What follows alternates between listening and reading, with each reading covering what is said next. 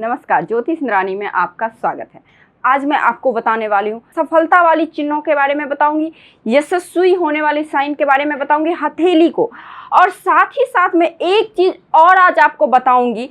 यदि कुंडली में कोई आपको बोले आप मांगलिक हो, देखिए मांगलिक होना अलग चीज है, मांगलिक दोष होना अलग चीज है। बहुत सारे कुंडली में मांगलिक का योग बनता है, बट एक्चुअल में मांगलिक दोष है या नहीं है वो बहुत ही कम कुंडली में होता है। आप इंडिया का ही बात कर लीजिए, इंडिया में अगर आप कुंडली देखेंगे कि 5th हाउस में यदि मंगल हो, मतलब आपके जो 12 हाउस में से 5 हाउस में यदि मंगल का प्लेसमेंट होता है तो इसे हम लोग मांगलिक बोलते हैं। बट मांगलिक दोष एक अलग चीज होती है, क्योंकि एक व्यूअर्स ने पूछा है और बहुत ज़्यादा वो परेशान थे कि मांगलिक दोष में ये हो जाएगा वो हो जाएगा, तो आज मैं ये भी आपको बताऊंगी। लेकिन उससे पहले मैं थोड़ा सा आपको हाथ के बारे में बता देती हूँ।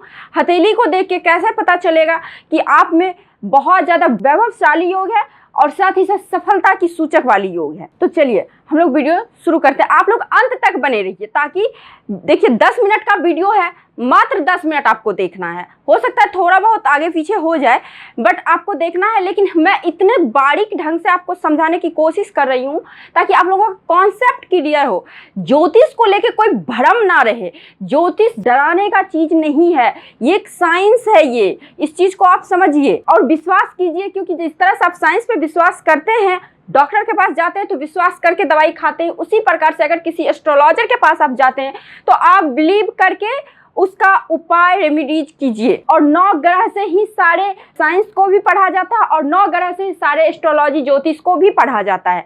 इसीलिए ज्योतिष में आपको डराने की चीज नहीं है या फिर मिसगाइड होने की जरूरत नहीं है। हम लोग शुरू करते हैं। देखिए आपको मैं वैभवपूर्ण जीवन यानी कि बहुत ही लग्जरियस लाइफ के बारे में बता रही हूँ।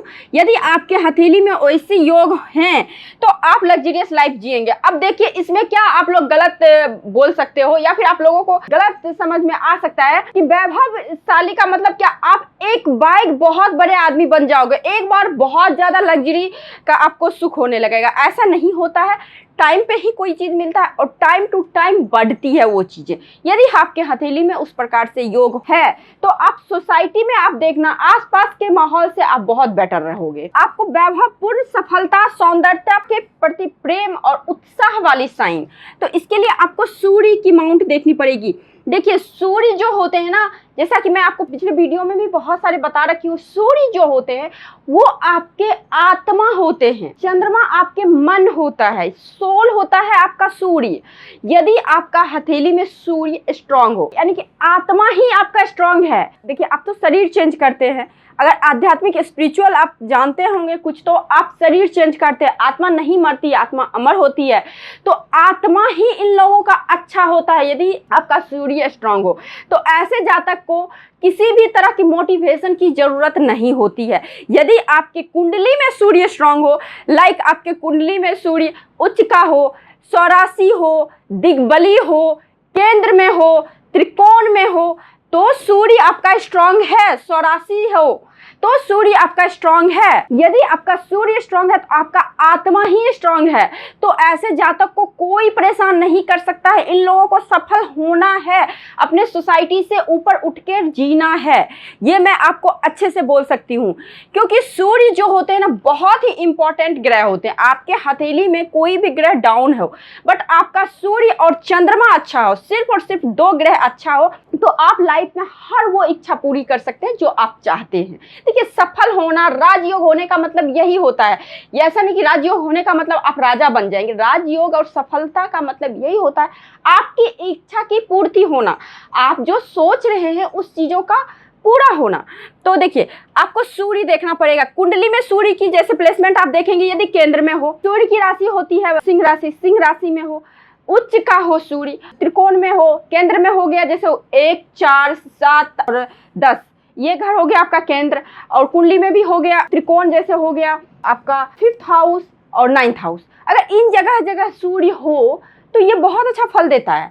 बट हथेली को देख के कैसे, क्योंकि हर कोई के पास तो तुरंत में कुंडली अवेलेबल होता नहीं है, तो हथेली को देख के कैसे पता चलेगा। तो हथेली में आपकी जो ये अनामिका फिंगर है उसके नीचे के एरिया को हम लोग सूर्य माउंट बोलते हैं, और ये अनामिका फिंगर भी बहुत कुछ बोलती है। आप देखेंगे यदि आपको गवर्नमेंट सेवा किसी तरह का लाभ प्राप्त हो रहा है, हो सकता है आपके पिता हो गवर्नमेंट जॉब में, आपकी माँ हो, आपके बच्चे हो, मतलब किसी भी प्रकार से आपके घर में गवर्नमेंट का सहायता हो रहा है, गवर्नमेंट का पैसा आ रहा है, तो कहीं ना कहीं आपकी ये फिंगर जरूर बड़ी होगी, और साथ ही साथ आपको अनामिका फिंगर बड़ी हो, और ये जो पर्वत है ना, ये पर्वत पिंक हो और उभरा हुआ हो, सन की माउंट पिंक और उभरी हुई हो, और साथ ही साथ इस पे एक लाइन या दो लाइन हो, तो ऐसे जातक समाज में काफी लोकप्रिय होते हैं। देखिए सूर्य क्रिएटिव टैलेंट को भी बताता है, जिसका सूर्य स्ट्रांग होगा वो जातक बहुत ही ज्यादा सौंदर्यता के प्रेमी होते हैं, बहुत उत्साही होते हैं, हमेशा एक्साइटमेंट उनमें बनी रहती है, हर छोटी छोटी चीज को इंजॉय करते हैं, एक्चुअल जीते हैं वो लोग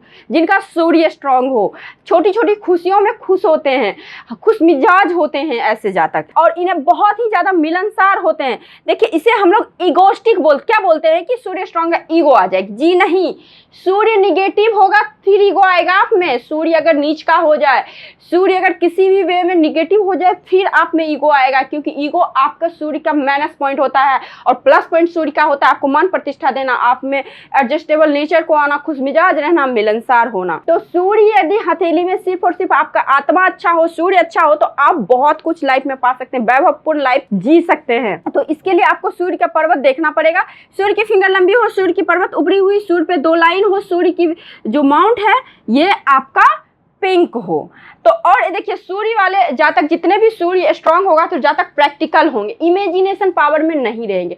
वहीं पे चंद्रमा वाले जातक, जिनका भी चंद्रमा बहुत ज्यादा स्ट्रांग हो जाएगा, तो वो जातक अपने आप को इमेजिनेशन की दुनिया में ही रखते हैं, कल्पना की दुनिया में ही रहते हैं। बट सूर्य वाले जातक प्रैक्टिकल होंगे, बहुत ज्यादा व्यवहारिकता उसमें उनमें होगी, व्यवहारिक ज्ञान होगी, यानी कि कोई भी चीज प्रैक्टिकली रूप से करना वो पसंद करते हैं और करते भी हैं। अब देखिए यहाँ पे क्या होगा, यदि आपकी सूर्य कि पर्वत कांतिहीन हो जाए, मतलब देखने में अच्छा नहीं लगे, वो पर्वत गुलाबी ना हो, पिंक ना हो, उभरा हुआ नहीं हो, चपटा हुआ है, क्रॉस है, बिट है, तिल है, निगेटिव चीज किसी तरह का हो, तो ऐसे सूर्य को अच्छा नहीं बोला गया है। ऐसे जातक जो भी होते हैं वो असफलता उनकी लाइफ में बनी रहती है, कोई भी कार्य में सक्सेस नहीं मिलती है, आर्थिक और मानसिक रूप से काफी तनावग्रस्त रहते हैं, और इनका पारिवारिक जीवन भी कलहपूर्ण होती है। बहुत कुछ देखना पड़ता है कुंडली में, ऐसा नहीं कि सिर्फ एक चीज एक प्लेसमेंट को देख के आपको डिसाइड कर ले। चलिए ये तो सूर्य के बारे में, मैंने हाथ के बारे में बताया। आज मैं आपको मांगलिक दोष के बारे में बताती हूँ कि एक्चुअल में मांगलिक दोष किस प्रकार से होता है। मान लीजिए कुंडली है, इस प्रकार से अगर कुंडली रहती है